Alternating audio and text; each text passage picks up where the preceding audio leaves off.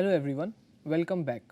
In the last lecture, we have discussed about the mineralogical aspects of aggregate, and we have tried to see the importance of mineralogy from two perspectives, that is adhesion characteristics and skid resistance properties.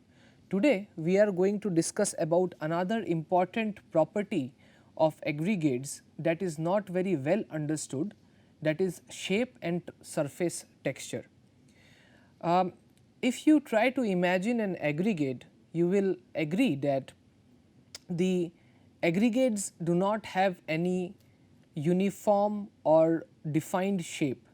They are irregular objects and they can have various degrees of shape attributes or parameters influencing the shape, and these attributes of shape they are directly related to the performance of the final mixture, because they dictate how the aggregate particle is going to orient itself inside the mixture, be it a concrete mixture, be it a asphalt mixture.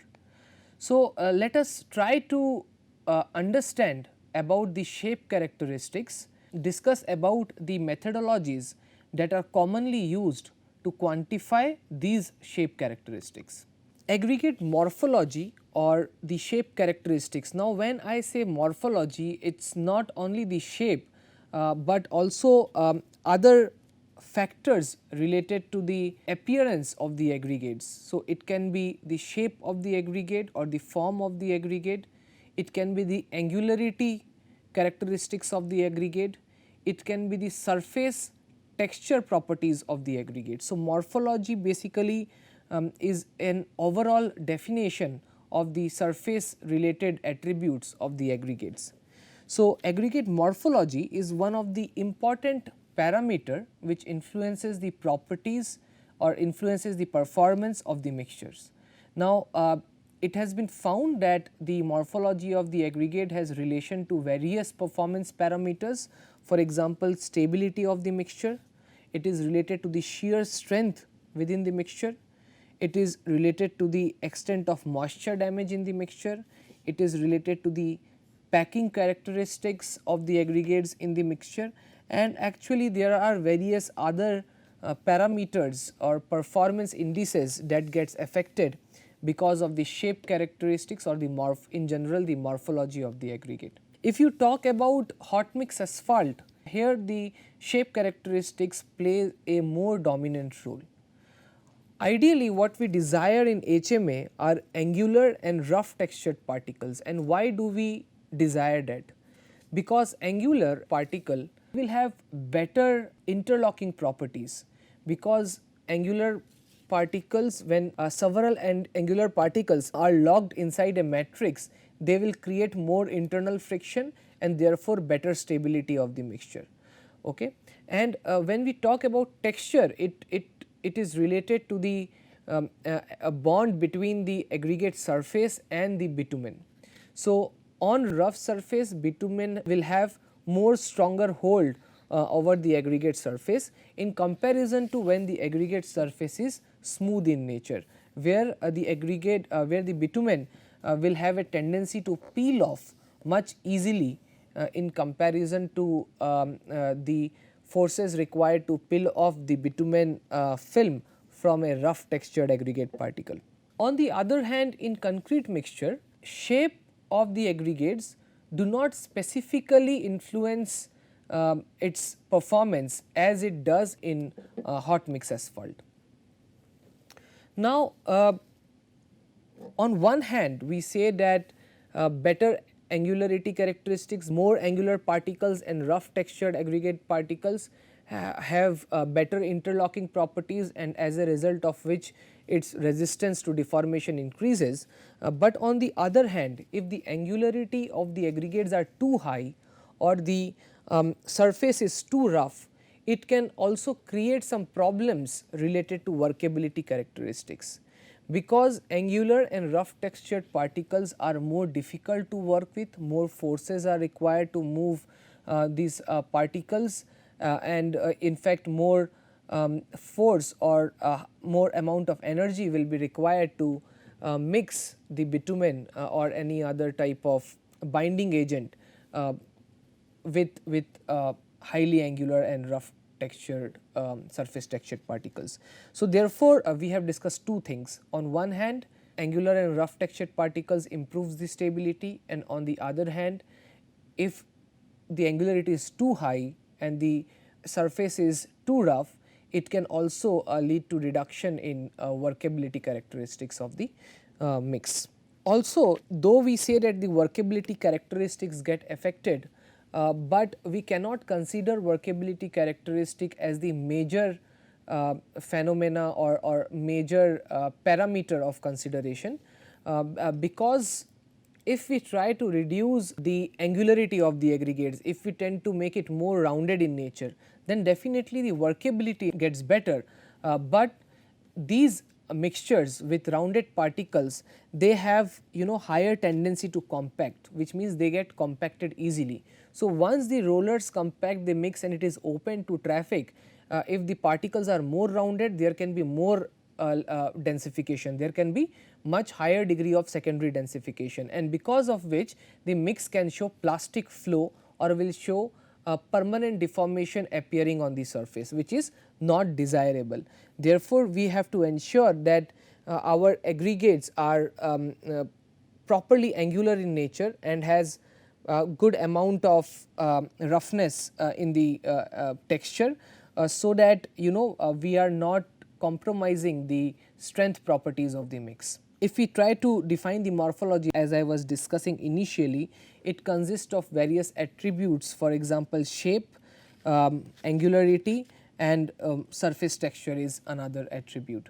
Now, these morphological characteristics, the question is how to quantify them, because if we see an aggregate, let us say I have an aggregate here, all right. So, you can see that this aggregate is angular in nature, it is rough surface texture, but there is no no definite shape here, all right. So, if someone gives me a aggregate or gives you an aggregate, and if they desire that quantify the shape or the morphology, it becomes difficult just to do some test and define the morphology, because it is so irregular, there are so many discontinuity in the shape, and therefore, mostly indirect methods are used in the laboratory to understand or to quantify these shape attributes. Now, some of the very common tests which we are going to discuss includes the flakiness and elongation properties, and there are different tests to test the flakiness and elongation properties, we will discuss about them. Then we have test which quantifies the angularity of fine and coarse aggregate, and the test is called as fine aggregate angularity or coarse aggregate angularity, depending on the size of the aggregate in question. For coarse aggregates, we have another separate angularity number, which is different from the definition of coarse aggregate angularity. So, we are going to discuss about that.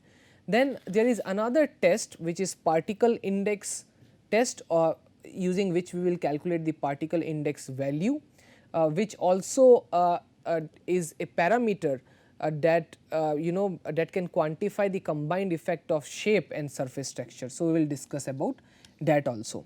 Now, this has been taken from the literature, from one of the paper which reviews the shape characteristics or the morphological characteristics of the aggregates.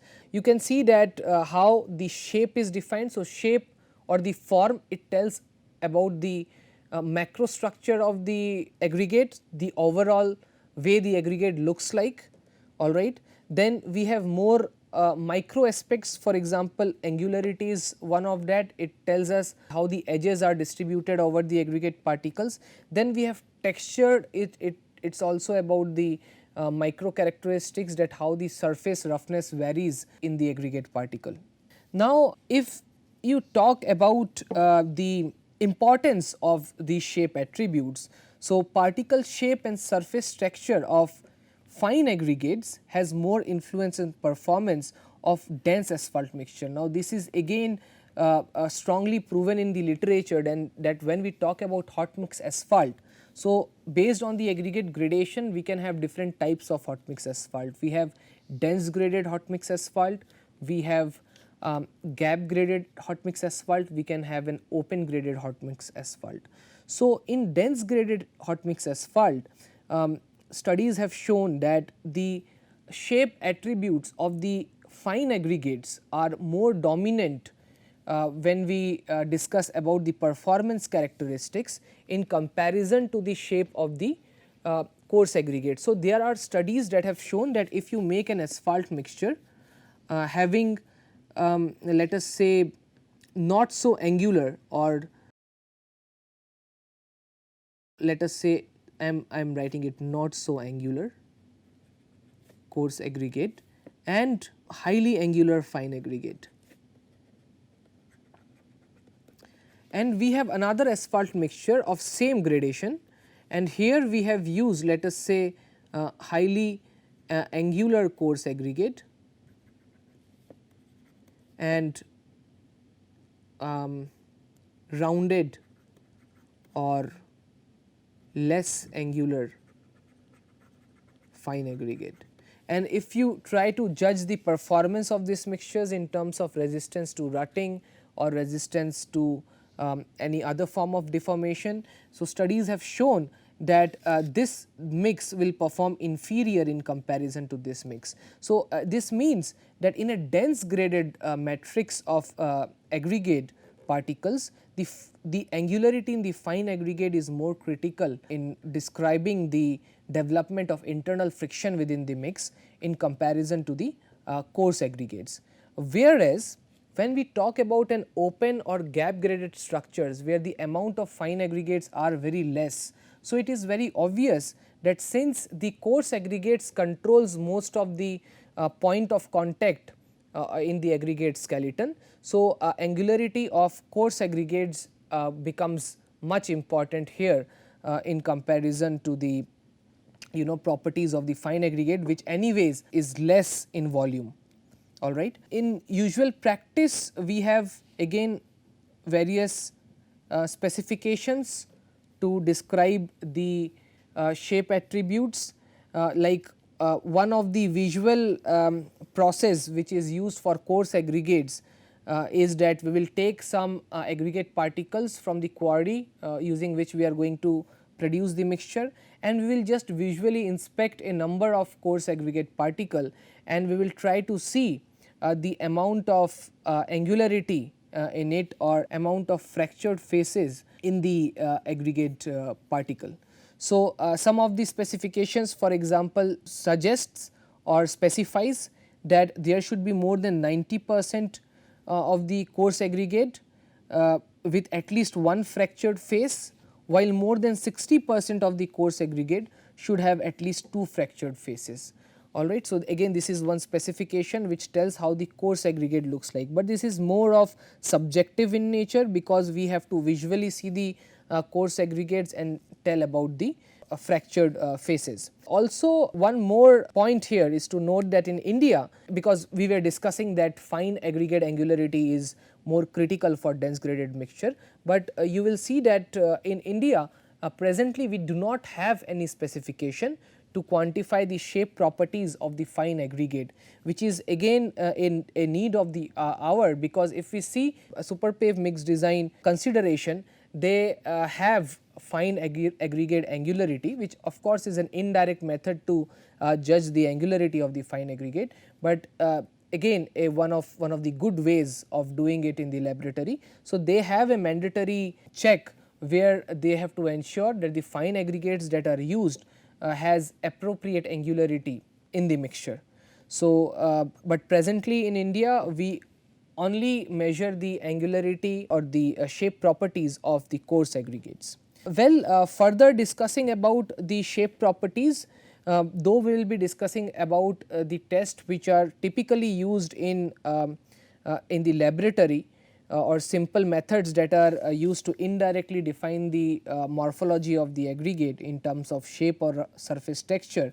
A lot of researches have been done and there are various methods and equipments that have evolved over a period of time, which mostly uses imaging technique in different forms. So, now it is very much possible to define the three-dimensional shape of the aggregate using various indices of shape, which can be calculated based on imaging techniques. So, imaging techniques have been developed for better quantification of shape and surface texture, but the usual specification which is used by highway agencies, they do not employ these imaging techniques. So, these imaging techniques are more used for research presently, rather than employing it in actual practice when we do the construction. Now, let us start discussing about various tests which we do in the laboratory. So, first let us discuss about flakiness and elongation properties, and this flakiness and elongation properties, they are mostly measured for coarse aggregates, mostly aggregates that are larger than 4.75 mm or 6.3 mm sieves. All right. So, first let me tell you the definition of flakiness. So, how do you define a flaky particle? A flaky particle is the one in which the width of the particle, or you can say the average width of the particle, is less than 0.6 times the average size. All right. So, what is this average size here? Let us say you have an aggregate that passes 19 mm and is retained on 9.5 mm, let us say. All right. So, the average size of this aggregate, which will be here in between, is taken as 19 plus 9.5 by 2. All right. So, this is the average size, and flaky particle is that whose width, let me show you, I have a flaky particle here. So, this is a flaky particle, all right, if you are able to see it. So, you see the width of this particle is really small in comparison to the average dimension, all right. So, this width is small. So, this is a flaky particle. So, this width is less than 0.6 times the average size, 0.6 times of the average size, and this is how you define a flaky particle. Let us try to understand that the problems with flat and elongated particles are that they get locked up very easily. Now, and they do not tend to reorient themselves. Now, since they will get locked up in the mix rather than orienting, so the interlocking will not be achieved. So, this will just lie flat, and then there will be some other aggregates around it, and it is not filling the voids or locking inside between the aggregates.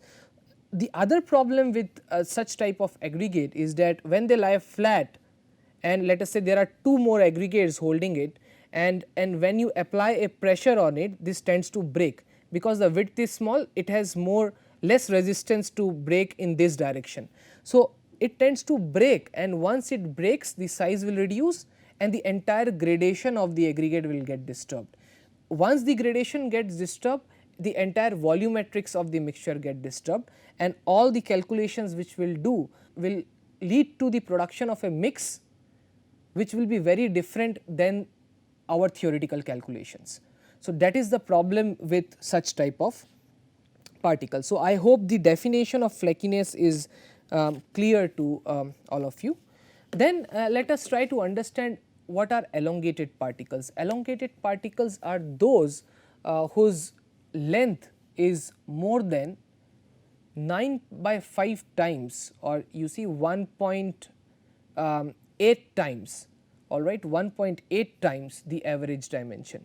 So, I have a elongated particle here. I hope you are able to see this elongated particle. So, this is the length, and you see this is the average dimension here, all right. So, this length of the particle is 1.8 times more than the average dimension, and this is how you define an elongated particle. The elongated particle also have the same problem, that it does not orient itself, it has poor interlocking properties, and again it tends to break when forces are applied, which leads to change in the gradation. all right. Now, how do you quantify, because in the mix which I am making, I do not want the accumulation of too much of flaky and elongated particles. So, I have to do a test so that I can ensure that the gradation or the aggregate quarry that I have selected or the stockpile that I have selected does not have higher percentage of flat and elongated particles. This test is called as the flakiness and elongation test, and we mostly do the combined flakiness, though you can separately measure flakiness index and elongation index, but in practice we calculate the combined flakiness and elongation to quantify the shape of the coarse aggregates. So, this test is done on aggregates that are larger than 6.3 mm, and we use length and thickness gauges here. So, we have a length gauge here. So, you can see this is a length gauge, and then you have a thickness gauge here. So, this is the thickness gauge which is used. Now, one important thing here to note, because like this gauge is used for finding out the flakiness index. So, there are some gaps here, is not it? There are some apertures here through which we have to pass the aggregate particle. Now, you see we have defined flakiness index as the width, the particles for which the width is less than 3/5 times or 0.6 times the average size. Now, if you see this gauge very closely, there are numbers written. So, there are numbers written like 12.5 to 10 mm. So, which means this opening has a size which is the dimension of this opening is equal to 0.6 multiplied by the average size. So, the average size for this is 12.5 plus 10 divided by 2. Okay. So, the size opening will be 0.6 times of this average size, all right. So, similarly we have several other sizes. For example, this is 63 mm to 50, then we have 50 to 40, 40 to 31.5 and so on. We have this gauge. So, what we do here, we select approximately 200 coarse aggregate particles, all right, and then we usually do the measurement by weight. So, you weigh these aggregate particles, and then based on the size of the aggregate particle, you just pass it corresponding to the respective slot. Okay. And if it is a non flaky particle, then of course, this will not pass, it will get retained. So, once you separate the flaky particles and separate the non flaky particles. So, first you calculate the flakiness index, which is the amount of flakiness particle, which means weight of flaky particle by total weight into 100. So, this will give you the flakiness index, and then you take the non flaky particle. On the non flaky particle, we will do the elongation index test. So, we will use the length gauge here. Okay. The same thing applies to this gauge. So, this gauge has some numbers written here. For example, we have 20 mm to 25 mm, which means that this dimension will be equal to 1.9 times 1.9 multiplied by 25 plus 20 divided by 2, the average size. Okay. So, that is this gap, all right, and we have to ensure that in the non flaky particles we do not have much of elongated particles. So, we are measuring the elongation here. So, again we will take each non flaky particle, pass it through this gauge, and then we will try to see how many elongated particles are there. So, if we have more number of elongated particles will not pass through this slot, all right. So, if you try to pass through this corresponding slot, it will not pass. We will again calculate the elongation index. So, amount of weight of elongated particle divided by the total weight we have taken for in consideration of non flaky particles into 100, all right. So, and then we will just sum the elongation index and flakiness index. The combined flakiness and elongation index is actually flakiness index plus elongation index, and then depending on the layer where we are using these aggregates, we have specifications which tells us that to what maximum percentage I can use flaky and elongated particles. On the other hand, in the super pave mix design, we have again the provision of measuring the flatness and elongation, but we use a proportional caliper here. We will use a proportional caliper to assess the amount of flat and elongated particles. So, the proportional caliper looks something like this. Since in India we typically do not use a proportional caliper, so I do not have it with me here, but this is how it looks like. I have taken it from an internet source. Here you see we have two slots. So, we have one slot this side and one slot this side. So, we usually first set this larger size and then pass the aggregate from the smaller size. Now, the question is how do we set it? So, we set it to ensure that the ratio of length to width is not more than 5:1, typically not, because the super pave specification uses the ratio of 5:1. So, I am saying 5:1, it should not be greater than 5:1. I will tell you about this test method in the next slide. I have a link here. You can see that how the larger size is fixed first. So, this is how we keep the aggregate and fix the larger size, and then we pass it from the smaller size and then we separate it. Likewise, for each aggregate particle which we select, we have to first fix the larger size and then pass the material from the smaller size, alright. And then we will see that how many aggregates has flatness and elongation depending on how we do it. So, I hope that this video was clear.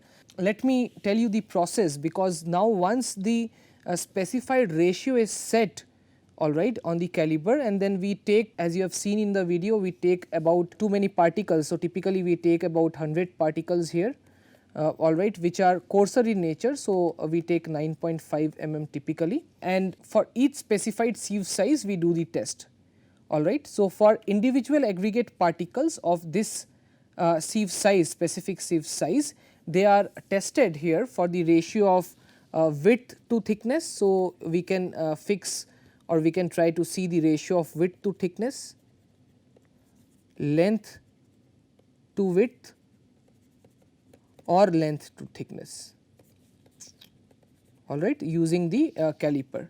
So, if we see the testing for flatness, what we do, we set the larger opening of the proportional caliper equal to the particle width. So, this to width will be fixed in the caliper.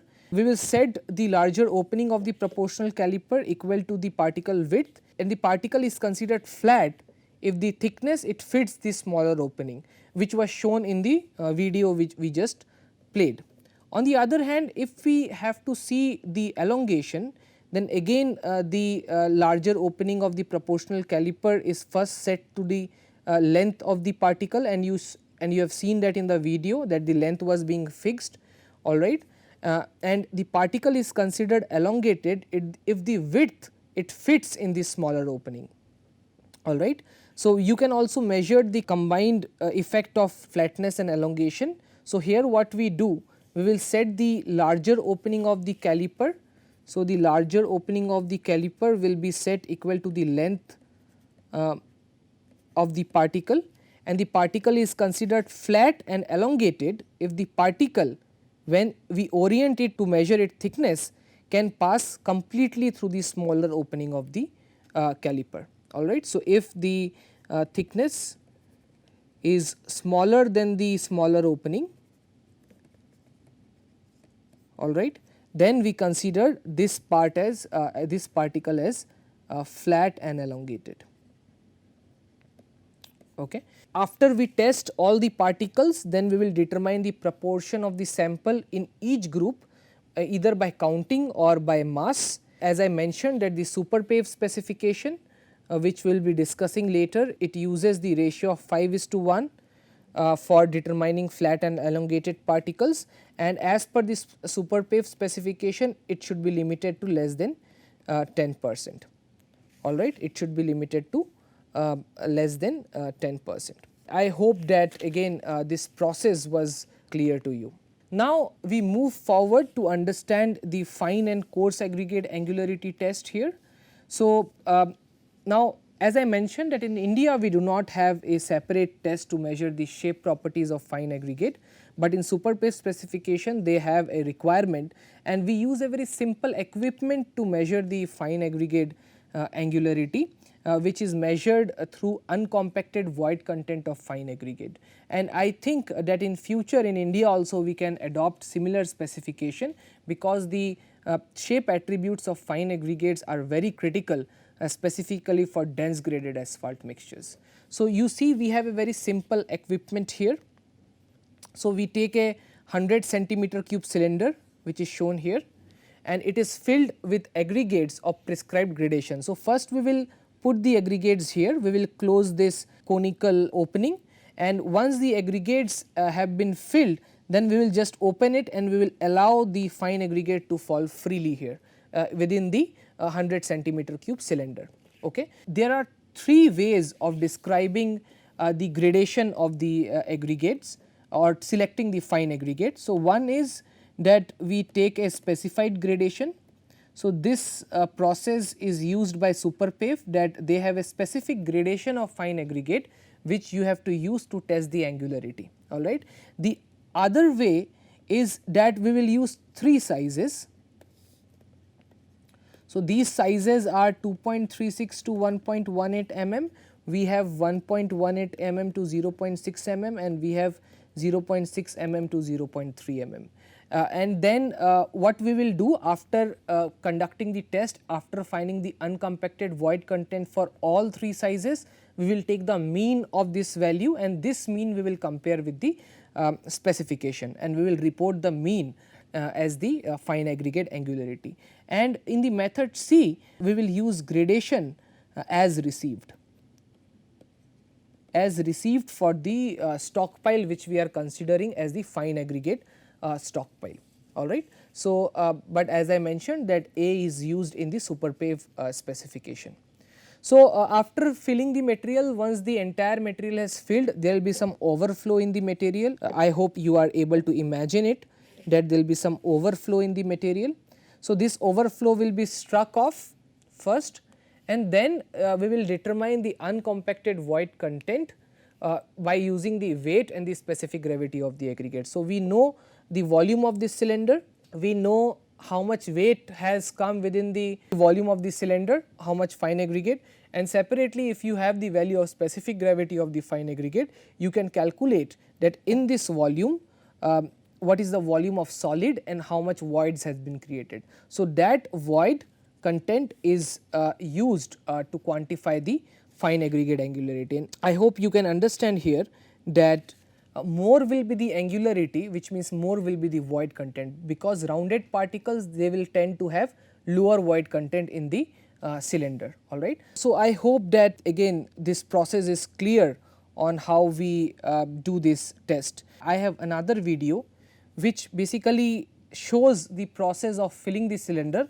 but this video is applicable for coarse aggregate angularity. Since the process is same, I hope by looking at the video we at least will be able to understand visually that how aggregates are filled in the cylinder and how the process is done to struck off the aggregate. So, let us see this video very quickly, it is a very short video.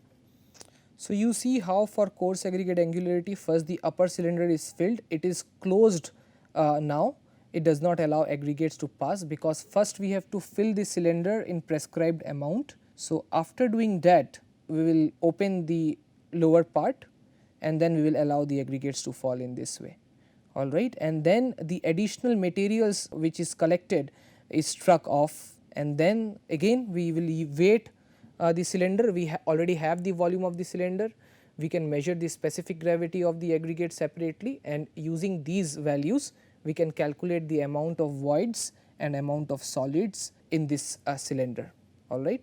And this void will give us an indirect measure of the angularity of the aggregate particle. Now, we move on to the another attribute of the coarse aggregate, which is the angularity number. This test is based on the concept that if we have spherical particles or rounded particles, they will tend to have an approximate void of 33%. So, here what we try to find? We try to find the amount by which the percentage of voids in coarse aggregates, here also we take coarse aggregates typically 19 mm to 4.75 mm, after compacting, now here we are not only measuring the free flow volume, we are compacting the aggregates in a prescribed form, because as I said, the theory says that if you have spherical particles and if they are compacted in a cylinder, then the amount of voids which will be created will be approximately 33%. So, if we have angular particles instead of spherical particles, so the amount of voids will increase, it will be higher than 33. So, we want to see that how much angularity is present in those aggregate particles above the roundness, above the sphericity. Therefore, whatever is the value, let us say that we find that the volume of void is say 45%, alright, or 42%, which means that these aggregate particle has created a void which is 42 minus 33, which is 9% more than the void which will be created by purely rounded particles. So, here the value 9, it represents the angularity number of the coarse aggregate. Okay. So, typically the value of angularity ranges from somewhere between 0 to 11, more it is towards 11, higher is the angularity. I hope it is very clear now. So, in road construction, an angularity number of typically 7 to 10 is generally preferred. Okay. So, as I said, what we do here, this is again a simple test. You take a cylindrical mold, fill the cylindrical mold in 3 layers, alright. Each layer you compact with 100 blows using a standard tamping rod which is 60 mm in dia, 60 centimeter in length, and the height of fall is 5 centimeter, alright. And once struck off the extra material, and we do the same calculation as we have learnt in the previous slide. We use the specific gravity value, we know the volume of the cylinder, we know the weight of the aggregates filled in the cylinder. Using these 3 values, we can calculate the amount of voids that are created, and we will compare it relative to the value 33. Okay. Now, we have another test, as I was mentioning, which is the particle index test, and this is used to quantify the combined effect of shape and surface texture. All right. Here what we do, again we have a cylindrical mold. Now, this is a long test actually. So, here for different sizes we have different types of cylindrical molds, and the diameter of the cylindrical mold varies as the size of the aggregate varies, alright. So, the dia varies from 50 mm for smaller sized aggregate to 200 mm for larger sized particle, and the height of the cylinder is approximately 170 mm. Okay. So, this is filled with aggregates single sized. So, every time you are testing an aggregate, the next time you test another size aggregate, you have to use a different cylinder. So, it is filled with single sized aggregate in 3 layers with a tamping rod here. So, this tamping rod is 16 mm in dia, 610 mm long, and very importantly here also the weight of the tamping rod also changes, alright, depending on the size of aggregate you are testing. So, for smaller sized aggregate we use approximately 34 gram of tamping rod, for larger sizes it goes up to 2.2 kg weight of the tamping rod, and the height of fall is constant, which is 50 mm. So, once we have compacted the specimen, now here the compaction will be done using 2 different blowing method. The same sample, first you will compact in 3 layers using 10 blows, measure the amount of voids, alright. Again using the same aggregate and using the same mold, you compact it in 3 layers, but now use 50 blows, alright. Again measure the voids. So, I call it void suffix 50, alright, and then we will measure the particle index value, which is I suffix a, using this empirical formula, alright. And by using this empirical formula, the value which we get, we can understand whether we have rough textured and angular particles or we have smooth and rounded particles. Typically for rounded particles the value will be between 6 to 7, and it will be between 15 to 20 for angular particle with rough texture. Okay. We can understand this, that this is a time consuming test. We have to do it for different sizes, 2 times 3 layers, and we are giving two different number of blows each time. Therefore,